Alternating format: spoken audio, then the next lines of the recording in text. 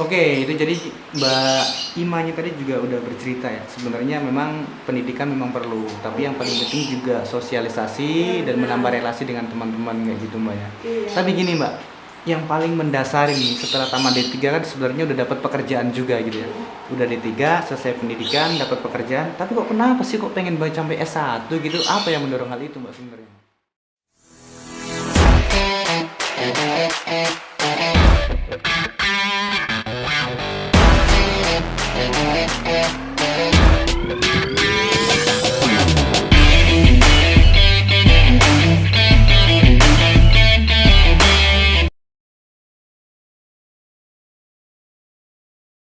Sebenarnya. Ya kenapa aku pengen S1 gitu ya? Iya kan D3 udah cukup sebenarnya. D3 udah cukup Iya. terus udah dapat pekerjaan juga sebagai HSE kayak gitu kan. Iya, kalau kita pikir sebenarnya udah kuliah udah beres, kerja udah kelar, Iya. apalagi yang dikejar gitu ya. Iya, oke kan kayak gitu kan sebenarnya. Tapi kenapa akhirnya gua harus lanjut S1 lagi nih dan itu butuh waktu 2 tahun lagi sama S1 kayak gitu Iya. kan. Ya kalau aku pikir sih ya, kalau buat masalah pendidikan kita itu jangan pernah berhenti buat belajar. Oke. Ya kan? Karena dengar nggak sih kalau yang ada pepatah bilang kita baru berhenti mencari pelajaran itu sampai kita baru masuk ke yang lahat, ya kan? Oke, benar-benar. Jadi kalau buat masalah pendidikan, nah itu kita sebenarnya pendidikan tuh penting ya, penting dalam arti gini. Kadang teman-teman di luar banyak yang nanya gitu, kenapa sih udah D3, udah kerja, kenapa sih masih mau pendidikan? Udahlah, udah dapat semua, apalagi yang mau dikejar gitu kan. Ya itu, karena pendidikan itu nggak hanya sampai D3, nggak hanya sampai apa ya namanya, jangan sampai berhentilah kita buat mencari pendidikan. Oke. Oh iya, buat kakak sendiri gimana nih? Kan katanya dari Bengkulu ya. Kan kita satu kampung nih. Aduh, apa ya? Tapi aku beneran tertarik banget dengan ceritanya Mbak Ima ini ya.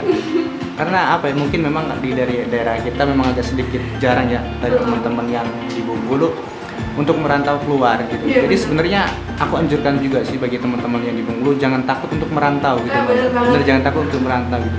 Jadi kita perlu tahu dunia luar, terus kita juga perlu loh pendidikan kita itu di luar gitu. Agar apa? Sebenarnya potensi di daerah Bengkulu itu masih sangat bagus gitu. Tapi kalau seandainya kita cuma kuliah di tempat kita sendiri, kita nggak dapat relasi dari tempat-tempat lain, kita juga bingung gitu, nggak tahu kemudian nanti selanjutnya kita bakal ngelakuin apa gitu kan.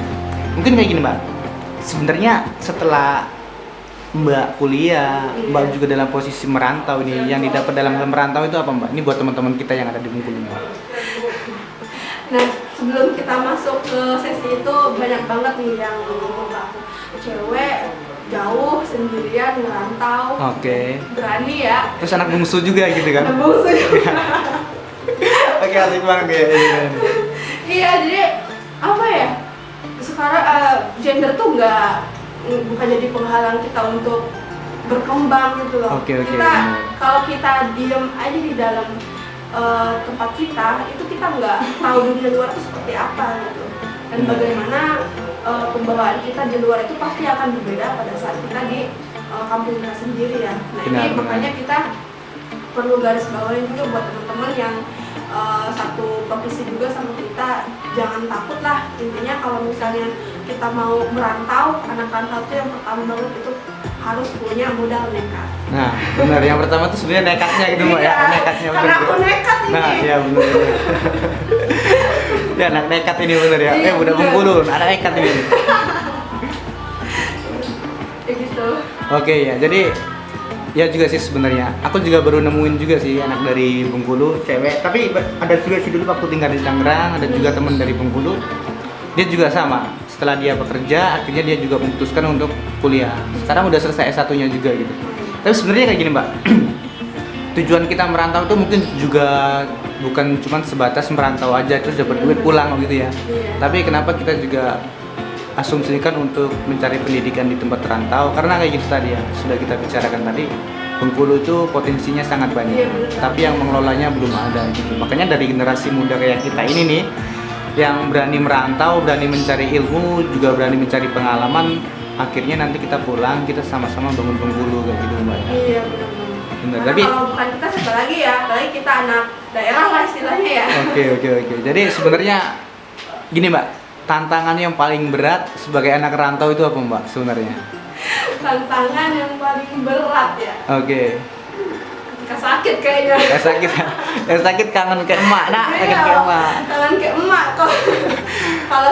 Kalau misalnya kita sendirian terus sakit, yang kalau nggak ada, itu kita bener-bener mandiri banget ya. Ngerasa hidup sendiri gitu. Hidup sendiri gitu. Tapi itu pelajaran hidup sih, jadi pelajaran hidup aja. Iya bener sih, tapi memang itu ya yang dirasakan oleh anak rantau gitu. Aku juga pribadi sendiri juga ngerasain gitu, apalagi dalam kondisi sekarang ini lagi covid kayak gini, kita udah berapa tahun juga nggak pulang gitu ya, nggak pulang. Terus kangen juga sih sebenarnya sama orang tua. Kadang-kadang pernah nangis sendiri nggak Mbak di kamar bagaimana gitu? Jangan salah. Nangis PC ya, teleponan sama orang di rumah. Lo kenapa mata? Dia udah kangen. Udah setahun nggak balik. Iya bener sih sebenarnya. Anak rantau itu kuat tegar cuman di raga aja gitu, tapi ketika ngerasa kangen bagaimana ya pasti nangis juga sama gitu aja ya. sih sebenarnya ya. Oke. Jadi kayak gini Mbak nih. Ini pesan lagi nih buat anak-anak kita yang di Bengkulu ini, buat adik-adik kita yang nanti bakalan lulus buat menuju ke dunia kuliahan terus dunia kerja kayak gitu. Kira-kira pesan moralnya apa nih Mbak kira-kira biar dapat kehidupan mereka juga lebih baik nantinya kayak gitu. Iya. Buat teman-teman kita yang khususnya yang ada di Kabupaten Lebong ataupun Curug, Provinsi Bengkulu. Nah, pendidikan itu penting ya buat kita. Maksudnya di sini kita itu mengejar pendidikan itu jangan berhenti sampai SMA. Kalau bisa sih kita meneruskan. Kalaupun kita belum bisa meneruskan pendidikan di luar, nah itu kita bisa mencari solusi, karena pendidikan itu nggak hanya kita belajar di luar, tapi kita juga bisa belajar di rumah. Dengan cara apa ya? Kita belajar mandiri. Karena pendidikan itu modal kita buat mengetahui dunia luar itu. Oh ternyata saya di sini tuh masih sangat minim pendidikan atau ilmu mengenai dunia luar. Nah itu jangan sampai kita ketinggalan lah, khususnya mengenai pendidikan itu sih. Oke. Tapi gini Mbak, mungkin ini juga cerita dari pribadi aku juga. Aku udah gak pernah rasain gitu. Apalagi kita hidup di Provinsi Bengkulu yang perkembangannya juga masih agak sedikit lambat gitu ya. Iya. Kebanyakan memang dari kita itu kan ya maaf ngomongnya perekonomian juga rendah ke bawah. Nah, Ya. itu salah satu faktor penghambat kita juga sih. Nah itu kan salah satu faktor penghambat untuk menunjukkan pendidikan ke jenjang pendidikan yang lebih tinggi kayak gitu. Tapi sebenarnya sih ini buat teman-teman juga ya. Sebenarnya itu bukan faktor utama yang mendasarin kita untuk tidak melanjutkan pendidikan kayak gitu. Seandainya kita pengen melanjutkan gitu, sebenarnya ada jalannya kok, bener. Mungkin kayak aku aja ya, ini udah hampir 8 tahun akhirnya aku baru mulai kuliah gitu. Ini sungguh sangat lama banget, cuman karena apa tadi ya? Karena dasar memang pengen punya pendidikan, terus juga karena memang udah berusaha untuk menyiapkan ini gitu kan dari pekerjaan sebelumnya, akhirnya juga bisa gitu. Dan aku juga yakin bagi teman-teman yang baru lulus mungkin karena kendala oleh perekonomian orang tua yang kurang. Sebenarnya kalau seandainya kalian memang benar-benar niat, pasti ada rezekinya dan ada jalannya kok. Ya Mbak ya. Iya, dan satu yang perlu kita tahu juga, itu nggak ada kata terlambat buat menimba ilmu. Betul, dengerin tuh ya, senang dari Mbak Ima juga ya. Berarti dan sekarang Mbak Ima udah semester berapa ini? Aku kalau lanjut konversi berarti semester 8. Oke, semester 8 ya. Tahun depan lulus. Tahun depan udah lulus dan mau siap nih, siapa yang mau ngelamarnya? Ya karena mungkin umurnya juga udah lumayan ya, udah umur berapa sekarang Pak? 2xxx. Ya itu ya, udah. 2 tip. Nah, udah 2 berarti ya udah kepala 2, bentar lagi kepala 3 nih. Oke ya. Dan jadi ini Mbak, satu lagi nih pesan buat Mbak, mungkin ada salah satu apa ya namanya kata-kata motivasi lah hitungannya dari Mbak, kira-kira apa nih kata-kata motivasi? Iya. Motivasi, jadikan diri kamu itu sebagai acuan. Jadikan diri kamu itu sebagai motivasi untuk diri kamu sendiri. Jadi kalau kamu mau A, ya kamu harus bagaimana caranya buat mengejar A itu, tapi dengan cara yang tetap jangan sampai kita malas-malasan. Nah itu salah satu faktornya buat mendukung. Kalau misalnya kita malas-malasan ya malah nanti kita ngedrop kerja, ya pencapaian kita itu nggak bakal tercapai gitu sih. Oke ya, jadikan dirimu sebagai acuan apa yang kamu maunya, seperti itulah ya tujuannya ya. Oke banget, terima kasih banget nih dengan Mbak Ima ya, udah berbincang-bincang panjang lebar juga, udah nyeritain pengalaman dia juga. Mungkin pengalaman dari Mbak Ima ini nanti juga bakal kita rasakan gitu. Jadinya kita udah dapat pengalaman satu nih yang bisa kita jadikan acuan sebagai, oh seperti ini loh kehidupan, seperti ini loh pengalaman gitu. Jadinya kita juga nggak bakalan merasa kalau aku terpuruk banget gitu ya kan.